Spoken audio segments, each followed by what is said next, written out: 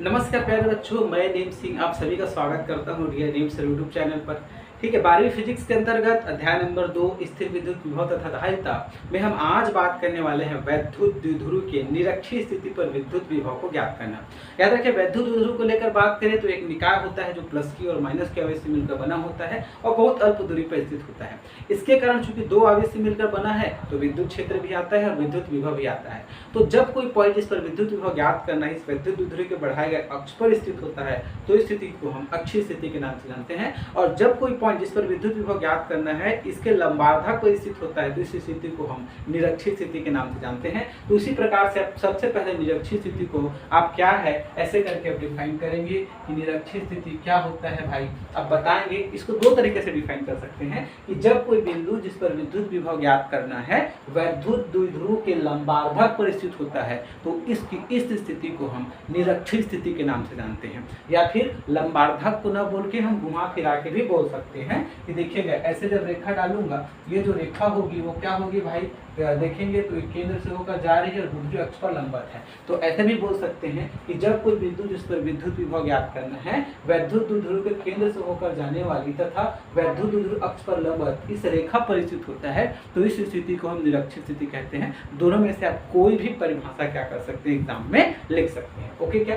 तो चलिए इसके लिए हम व्यंजक निकालते हैं। तो व्यंजक निकालने में सबसे पहले हमें एक वैद्युत द्विध्रुव कंसिडर करना पड़ेगा। तो हम एक वैद्युत द्विध्रुव मान रहे हैं, माना अभी एक वैद्युत द्विध्रुव है जो प्लस की और माइनस के आवेश से मिलकर बना है और दोनों के बीच की दूरी क्या है, 2a है। तो यहाँ से यहाँ तक की दूरी a और यहाँ से यहाँ तक की दूरी a, तो ये a और a को जो कितना आ जाएगा, 2a आ जाएगा। सबसे पहले हमने वैद्युत द्विध्रुव को लिया, व्यंजक ज्ञात कर रहे हैं। तो सबसे पहले वैद्युत द्विध्रुव को लिया तो उसको परिभाषित करेंगे। माना AB एक क्या है भाई, वैद्युत द्विध्रुव है, ठीक है, जो प्लस q व माइनस q आवेश से मिलकर बना है, ठीक है, बना है। ओके, और दोनों की बीच की दूरी क्या है भाई, बीच की दूरी कितना है, a और a कितना है, 2a है। अब निरक्षीय स्थिति पर एक पॉइंट ले रहे हैं, मैं मान लेता हूँ O से ये r दूरी पर एक बिंदु P है। कौन सी स्थिति पर है भाई, बिंदु P? तो बिंदु P अपने पास है निरक्षीय स्थिति पर, ठीक है क्या? देखिए लंबार्धक पे स्थित है, ये 90 डिग्री है, इसको a और a दो भागों में बांट रहा है। तो चूंकि परिभाषा बता चुके हैं तो सिंपल से लेंगे, ठीक है। माना O से r दूरी पर, ठीक है, निरक्षीय स्थिति में एक बिंदु P है जिस पर विद्युत विभव ज्ञात करना है। अब देखिएगा, चूंकि ये दो आवेश से मिलकर बना है, एक पॉजिटिव चार्ज और एक निगेटिव चार्ज, तो इसके कारण भी विद्युत क्षेत्र क्रिएट होगा। दैट मींस ये भी इस पर विद्युत विभव लगाएगा, ये भी इस पर विद्युत विभव लगाएगा, है कि नहीं? तो दोनों के कारण विद्युत विभव ज्ञात करेंगे और फिर वो दोनों को क्या कर देंगे, आपस में जोड़ देंगे। तो देखिएगा सबसे पहले हम प्लस क्यू आवेश के कारण ले रहे हैं, तो देयरफॉर प्लस क्यू आवेश के कारण बिंदु P पर विद्युत विभव को लेकर बात कर रहा हूँ। किससे शो करूंगा, पहला है तो विगम बोलूंगा। फार्मूला क्या होता है, 1/4 pi epsilon not q upon में r दोनों के बीच की दूरी होता है, तो प्लस q के कारण है तो प्लस q। r क्या होता है, दोनों के बीच की दूरी, तो p से a तक की दूरी पता नहीं ना, लेकिन मैं मान लेता हूँ दोनों के बीच की दूरी क्या दिख रहा है आपको, AP दिख रहा है। तो दोनों के बीच की दूरी क्या है, AP है। अब अपने को AP फाइंड करना है। देखो मैं मान लेता हूँ ये वाला एंगल अपने पास क्या है, थीटा है, AP ज्ञात करने के लिए ना। तो ये वाला एंगल जब थीटा होगा, ये वाला 90 डिग्री है, तो 90 डिग्री का सामने वाला क्या होता है भाई, लंब। थीटा का सामने वाला, सॉरी 90 डिग्री के सामने वाला क्या होता है, कर्ण होता है। थीटा का सामने वाला क्या होता है, लंब होता है पाइथागोरस में, और जो बच गया वो क्या होता है, आधार होता है। सिंपल सा जिसमें पाइथागोरस पर में लगाओ तो क्या होगा, कर्ण का स्क्वायर दैट मींस AP का स्क्वायर बराबर लंब का स्क्वायर दैट मींस OP का स्क्वायर, आधार का स्क्वायर दैट मींस OA का स्क्वायर। अब देखिए OP की वैल्यू दिया है r², AO की वैल्यू दिया है क्या है, A, तो A का स्क्वायर हो जाएगा। तो यहाँ AP फाइंड करना था ना, तो AP बराबर क्या आ जाएगा, AP बराबर आ जाएगा √r² धन a²। दैट मींस ये डिस्टेंस आ गया r² प्लस a², ये अंडर रूट में। तो देयरफॉर V1 बराबर क्या आ जाएगा, 1/4 pi epsilon naught Q upon में ए पी की वैल्यू क्या है under root R square plus A square. ये हो गया समीकरण नंबर 1। ठीक है क्या, ये हो जाएगा। वहां से हम देखें उसको बगल में प्लेयर दिखाएंगे ना, इसी प्रकार से प्लस क्यू के कारण आया तो माइनस क्यू के कारण दिखाएगा। तो माइनस क्यू आवेश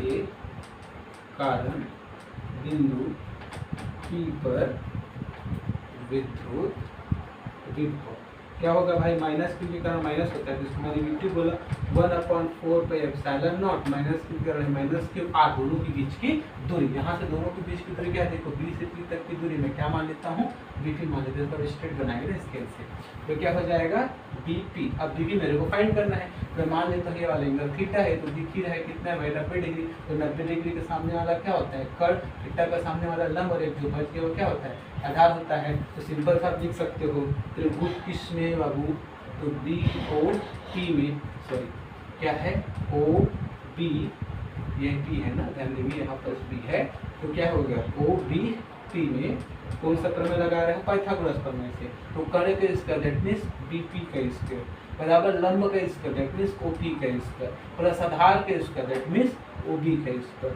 देखिए ओपी की वैल्यू आर स्क्वायर मतलब आर है तो उसका स्क्वायर हो गया, ओबी की वैल्यू ए है तो ए स्क्वायर हो गया। तो देयरफॉर बीपी निकालूंगा तो क्या निकल जाएगा under root R square plus A square. That means ये वाला डिस्टेंस आ जाएगा under root R square plus A square. ठीक है क्या, तो देयरफॉर मैं V2 निकाल सकता हूँ तो क्या आ जाएगा -1/4 pi epsilon naught Q upon B D B की वैल्यू क्या है भाई under root R square plus A square. हो गया समीकरण नंबर 2। तो इस प्रकार से हमने क्या किया, प्लस क्यू आवेश के कारण भी बिंदु P पर विभव फाइंड कर लिया और माइनस क्यू आवेश के कारण भी बिंदु P पर विभव फाइंड कर लिया। तो हम परिणामी लिखेंगे, तो देयरफॉर बिंदु P पर परिणामी विद्युत विभव क्या हो जाएगा, V से शो किए हैं और यहाँ मान लेते हैं V1 प्लस V2। अब देखिएगा ये हो जाएगा कैलकुलेटर V1 के वैल्यू से मैं डायरेक्ट से पुट कर सकता हूँ क्या है 1/4 pi epsilon naught Q upon पे under root R square plus A square plus V2 और V2 की वैल्यू में किससे पुट कर सकता हूँ समीकरण 2 से क्या है -1/4 pi epsilon naught Q upon पर under root R square plus A square है।